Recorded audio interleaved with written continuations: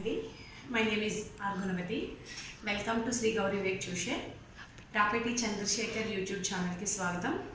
ఇప్పుడు మన గౌరవనీయులైన సీఎం జగన్మోహన్ రెడ్డి గారి ఆదేశాల మేరకు మన ఎడ్యుకేషన్ మినిస్టర్ అయినటువంటి ఆదిమూలపు సురేష్ గారు ఒక మంచి గుడ్ న్యూస్ చెప్పారండి. అదేంటి అంటే, ఎవరైతే ఆమె బీఏడీ చేసుకొని రెడీగా ఉన్నారో, డైట్ చేశారో, సో వాళ్ళకి త్వరలోనే డిఎస్సి రాబోతుంది. కావున ఫస్ట్ డిఎస్సికి వెళ్ళే గ్రాండ్ ఫైనల్లోకి అడుగు పెట్టాలి అంటే ఫస్ట్ టెట్ అండి. టెట్ అంటే teacher eligibility test. Okay, so ఆ టీచర్ ఎలిజిబిలిటీ టెస్ట్లో ఎవరైతే క్వాలిఫై అయ్యి హై స్కోర్ సాధిస్తారో వాళ్ళకి డిఎస్సిలో వాళ్ళకి మంచి ర్యాంక్ అనేది రావడం జరుగుతుంది. సో అలాంటి టెట్కి ఏం ప్రిపేర్ అవ్వాలి, ఎస్పెషల్లీ టెట్కి ఏం ప్రిపేర్ అవ్వాలి, డిఎస్సికి ఎలా ప్రిపేర్ అవ్వాలి అనేది మనం ఈ యొక్క వీడియోలో చూద్దాం. ఓకేనండి. ఓకే, ఇప్పుడు టెట్ అండి. టెట్లో మనకి పేపర్ 1, పేపర్ 2 ఉంటుంది. సో పేపర్ 1 ఏంటంటే సెకండరీ గ్రేడ్ టీచర్స్ అండి, ఎస్జిడి అంటే మనకి డైట్ ఎవరైతే చేస్తున్నారో సో వాళ్ళు రాస్తారు.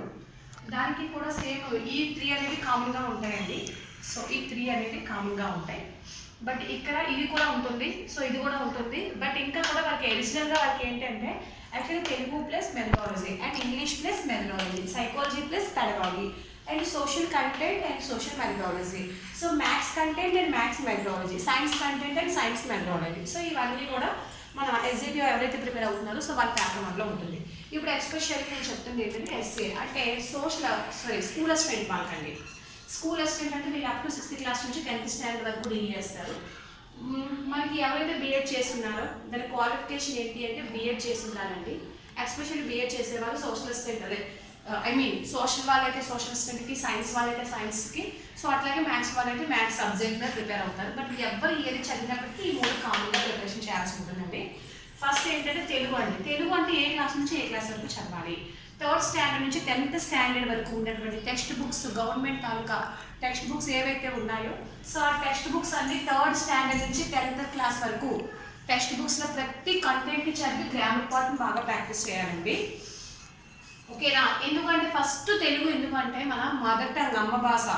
ఓకే, సో మన మాతృభాష అనేటువంటి అమ్మ భాషను ప్రతి పాఠ్యాంశంలో తెలుగు అనేది కంపల్సరీగా ఉంటుంది. సో పిల్లవాళ్ళకి తెలుగు నేర్పించాల్సినటువంటి బాధ్యత ఉంది. కావున సో తెలుగుని 3rd స్టాండర్డ్ నుంచి 10th క్లాస్ వరకు నేర్చుకోండి. అలాగే మెథడాలజీ అనేది మనం బీఎడ్లో చేసామండి. తెలుగుకు సంబంధించినటువంటి బోధన పద్ధతులు ఎలా ఉంటాయి, సో దాన్ని ఎలా బోధన చేయాలి అనేది మెథడాలజీలో మనం క్లారిటీగా నేర్చుకుంటాము. సో 25 మార్క్స్కి వచ్చేసి కంటెంట్కి, 5 మార్క్స్కి వచ్చేసి మెథడాలజీకి రండి. ఓకేనా? నెక్స్ట్ ఇంగ్లీష్ అండి. ఇంగ్లీష్ ప్లస్ మెథడాలజీ అండి. సో ఇక్కడ ఇంగ్లీష్ ఏం చదవాలి అంటే ఎస్పెషల్లీ గ్రామర్ పార్ట్ అండి. గ్రామర్ అంటే ఏంటి అంటే parts of the speech. Okay, parts of the స్పీచ్లో ఏముంటాయండి? 8 parts. Okay, noun, pronoun, verb, adverb, adjective, preposition, conjunction, interjection. So అట్లాగే టెన్సెస్ అండి. How many tenses? 12 tenses. So tenses అన్నిటి మీద కూడా మనం అవగాహన తెచ్చుకోవాలి. నెక్స్ట్ ఆర్టికల్స్ అండి. Articles and next prepositions, active voice, passive voice, direct indirect speech.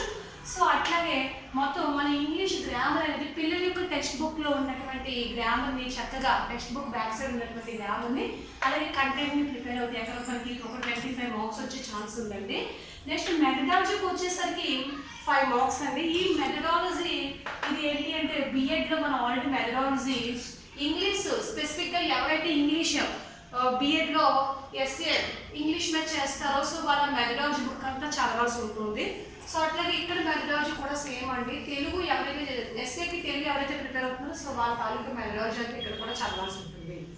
Next psychology అండి. ఎందుకు ఈ సైకాలజీ అంటే వెరీ వెరీ ఇంపార్టెంట్ అండి. అసలు ఎందుకు సైకాలజీ చదవాలి? యాజ్ ఎ టీచర్స్ సైకాలజీతో ఏంటి పని అనుకుంటా. సైకాలజీ అంటే విద్యా మనోవిజ్ఞాన శాస్త్రం అండి. ఇక్కడ మనకు మెన్షన్ చేసింది ఏంటంటే విద్యా మనోవిజ్ఞాన శాస్త్రం అండ్ పెడగాలజీ. ఏంటి విద్యా మనోవిజ్ఞాన శాస్త్రం అంటే వికాసం అండి. పిల్లవాడి యొక్క వికాసం ఎలా ఉంది, వాడి యొక్క డెవలప్మెంట్, వాడి మెచ్యూరిటీ ఎట్లా ఉంది. సో పిల్లవాడికి వికాసం అలాగే పెరుగుదల, సర్టెన్ గ్రోత్ ఉండాలి. పెరుగుదల, వికాసం, పరిపక్వతతో స్టార్ట్ చేసుకొని పిల్లవాడి ప్రతి ఒక్క వాళ్ళ యొక్క వైయక్తిక భేదాలు ఏంటి, పిల్లవాడి యొక్క ప్రజ్ఞ ఎలా ఉంది, వాడి క్రియేటివిటీస్ ఏంటి, ప్రతి ఒక్క పిల్లవాడిని అవగాహన చేసుకొని ఏ పిల్లవాడికి మనం ఎట్లా బోధన చేయాలి. స్కూల్లో 3 స్టేజెస్ వాళ్ళు ఉంటారండి. ఒకటి హైపర్ యాక్టివ్గా ఉంటారు, ఇంకొకటి మిడిల్గా చదువుతారు, ఇంకోటి స్లో లెర్నర్స్ ఉంటారు. సో అందరినీ ఒకే ఉద్దేశంతో మనం పాఠ్యాంశాన్ని చెప్పలేము. అందరికీ ఒకేలా చెప్తాము, కానీ ఎలా చెప్పినప్పటికీ కూడా ముగ్గురు ఒకేలా తీసుకోలేరు.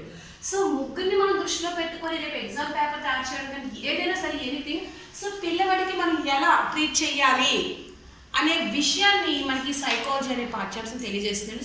Psychology is very very important. Next pedagogy అంటే ఏంటంటే బోధన అభ్యాసకునితో గల సంబంధాన్ని ఈ పెడగాగి తెలియజేస్తుందండి. బోధించే వాళ్ళు ఎవరు? ఉపాధ్యాయుడు. అభ్యాసకుడు అంటే ఎవరు? లెర్నర్ అంటే విద్యార్థి. సో ఈ విద్యార్థికి ఉపాధ్యాయుడికి ఉన్న రిలేషన్ కోసం అంటే ఈ పెడగాగి అనేది తెలియజేస్తుంది. సో ఇక్కడే మనం చాలా చదువుతామండి, ఓకేనా.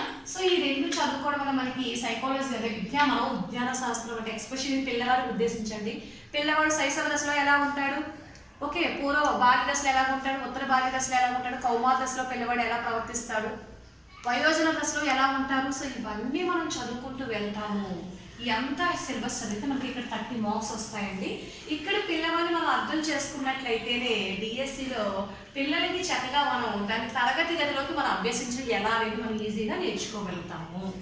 నెక్స్ట్ సోషల్ రాసే వాళ్ళకి చూడండి, ఇక్కడ కంటెంట్ మారుతుందండి. Social assistant, school assistant prepare అయ్యే వాళ్ళకి ఇక్కడ కంటెంట్ అందరికీ చేంజ్ అవుతుంది. సోషల్ స్టడీస్ అంటే సోషల్ టీచర్ ఎవరైతే ఉంటారో వాళ్ళు సోషల్ కంటెంట్ మాత్రమే ఇక్కడ చదువుతారు, సోషల్ మెథడాలజీ మాత్రమే చదువుతారు. ఇక్కడ 40 మార్క్స్, ఇక్కడ 20 మార్క్స్. మ్యాథ్స్ వాళ్ళు మ్యాథ్స్ కంటెంట్ అండ్ సైన్స్ కూడా వాళ్ళు కొంచెం ఇంక్లూడ్ అవుతుందండి, ఓకే. సో మ్యాథ్స్ వాళ్ళకి అది వేరే ఉంది, అది మ్యాథ్స్ వాళ్ళు మ్యాథ్స్, సైన్స్ వాళ్ళు సైన్స్, ఇప్పుడు సోషల్ వాళ్ళు సోషల్. సో అలాగే తెలుగు స్పెసిఫిక్గా తెలుగు టీచర్స్, తెలుగు పండిట్స్ ఎవరైతే ఉంటారు, సో ఇక్కడ తెలుగు మీద కంటెంట్, తెలుగు మెథడాలజీ. అట్లాగే ఇంగ్లీష్ ఎక్స్పెషల్లీ ఇంగ్లీష్ టీచర్స్ ఎవరైతే ఉంటారో వాళ్ళు ఇంగ్లీష్ కంటెంట్, ఇంగ్లీష్ మెథడాలజీని చదువుతారండి, ఓకే. ఇక్కడ సోషల్ కంటెంట్ అంటే ఏముంటుంది అంటే ఇక్కడ పాలిటీ ఉంటుంది, జాగ్రఫీ ఉంటుంది, ఎకానమీ ఉంటుంది, హిస్టరీ ఉంటుంది, కల్చర్ ఉంటుంది, ఓకే, సంస్కృతి, మతం ఉంటుంది. సో అట్లాగే అసమానతలు కూడా ఉంటాయండి. మొత్తం 7 టాపిక్స్ మనకి ఇక్కడ సోషల్ కంటెంట్ యాడ్ అవ్వడం జరుగుతుంది. ఇవన్నీ కూడా ఎక్కడి నుంచి చదవాలి అంటే యాక్చువల్లీ 3rd క్లాస్ నుంచి 10th క్లాస్ వరకు ఇంటర్మీడియట్లో చదువుతాము. బట్ డిఎస్సికి వెళ్ళేసరికి ఇదే కంటెంట్ మనం ఎంతవరకు చదవాలి అంటే 6th క్లాస్ నుంచి ఇంటర్మీడియట్ వరకు చదువుకొని ఇంకా డెప్త్ డిగ్రీ వరకు చదువుకుంటే చాలా బెటర్.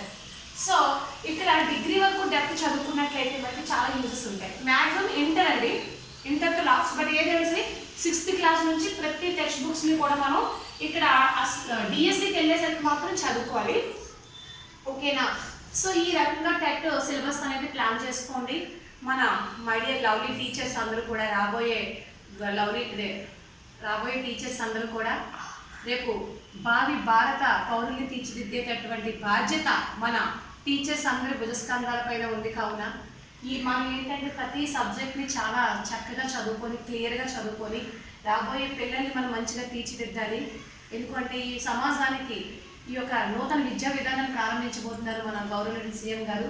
సో అలాంటి నూతన విద్యాలయంలో మా 1 ఆఫ్ ద టీచర్గా మనం కూడా సెలెక్ట్ అవ్వాలి అనుకున్నాం. అప్పుడు మనం ఇప్పటి నుంచే రేపు October 5th మేబీ ప్రపంచ ఉపాధ్యాయ దినోత్సవ సందర్భంగా ఒకవేళ వీలైతే నోటిఫికేషన్ రిలీజ్ చేసే అవకాశాలు చాలా ఎక్కువగా ఉన్నాయి.